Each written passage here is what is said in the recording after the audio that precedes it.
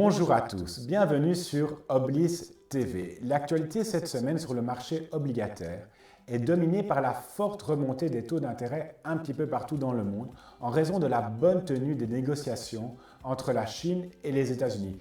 Les deux grandes puissances économiques mondiales seraient sur le point de signer la phase 1 d'un accord. Ainsi, le rendement des bons du Trésor américain à 10 ans se rapproche des 2%, alors que les obligations à 10 ans de l'Allemagne, qui sont considérées comme les placements les plus défensifs dans la zone euro, sont passées de moins 0,71% fin août à moins 0,28% ce mercredi. Cette remontée des taux est une bonne nouvelle pour les épargnants puisqu'ils vont avoir davantage de rendement lorsqu'ils vont investir en obligations. Si vous me permettez une toute petite parenthèse, j'aimerais vous signaler que le rendement des obligations belges à 10 ans est inférieur au rendement des obligations françaises à 10 ans, ce qui signifie que les investisseurs estiment que la dette belge est moins risquée que la dette française. En d'autres termes, ils jugent la situation financière de la Belgique meilleure que celle de la France. Plus sérieusement, cette nouvelle situation de remontée des taux incite les émetteurs à se présenter sur le marché primaire obligataire. En effet, ils craignent que s'ils attendent, ils auront à consentir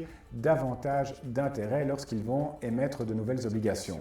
Cela explique l'engorgement actuel sur le marché primaire où de nombreuses opérations sont en cours. Parmi les entreprises qui ont émis de la dette cette semaine, on note la nouvelle obligation libellée par coupure de 1 000 € de la maison familiale allemande de vins et spiritueux Semper Eiden Underberg. Cette petite émission de 60 millions d'euros paye un coupon de 4% et s'échange dans les premiers échanges sur le marché secondaire, légèrement en dessous de 101. Par ailleurs, pour ceux qui souhaiteraient se positionner sur la livre anglaise, qui est toujours plus ou moins 10% moins chère qu'au moment du référendum sur le Brexit, sachez que l'aéroport Heathrow de Londres vient de terminer l'émission d'une nouvelle obligation pour 300 millions de livres anglaises qui offre un rendement aux alentours de 4%.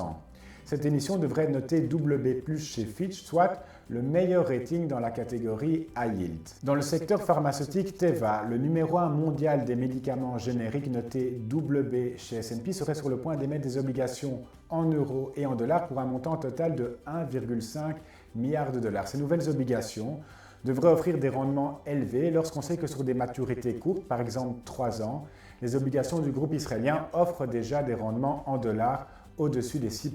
Pour terminer, sachez qu'un groupe belge devrait proposer aux alentours du 20 novembre une nouvelle obligation à destination des particuliers par coupure de 1 000 €. Nous vous tiendrons bien entendu informés sur notre site Oblis. En attendant, je voulais vous remercier pour votre attention et je vous souhaite à tous une excellente journée sur les marchés obligataires. À bientôt.